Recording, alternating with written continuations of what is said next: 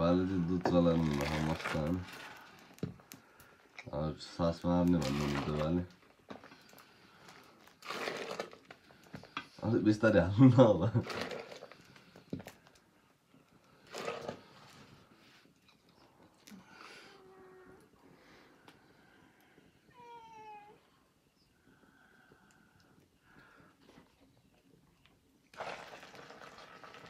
ल त्यो ढुङ्गाको सास मरो हो भने त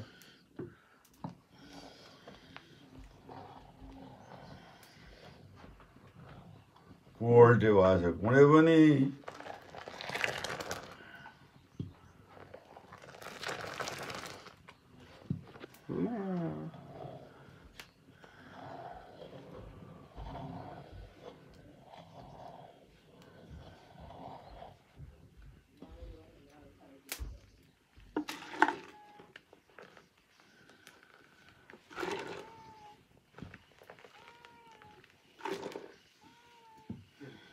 यो अर्को ढुङ्ग्रोलाई सास मार्नु पर्दैन पर्छ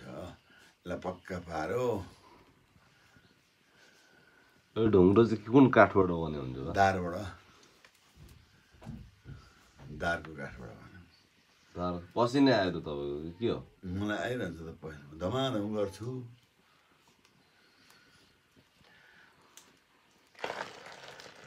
उठेँ टोइलेट गएँ आएँ गोबर सोहोरेँ गाई दुहेँ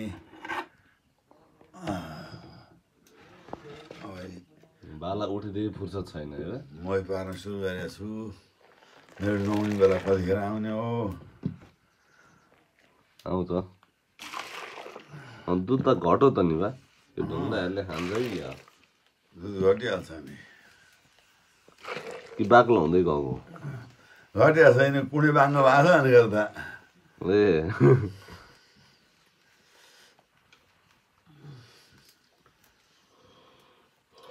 हो अर्को 2 महिनापछि कराईमा दुध नअट्ने हो बा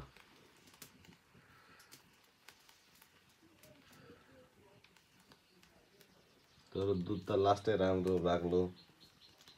गाउँको दुध भने गाउँको नि काठमाडौँ यस्तो दुध कहिले हुँदैन खानु हुने तताए खाए छ्याम मुखभरि पारेर निल्ने बेलामा गाह्रो हुन्छ हो हामी यसरी तताएको हुन्छ फेरि ओरिजिनल दुधलाई विराट नगरको गाईको दुध पनि ओरिजिनल हुँदैन के खाएका हुन्छन् जुट सुट के खाउँछन् नि त हाम्रो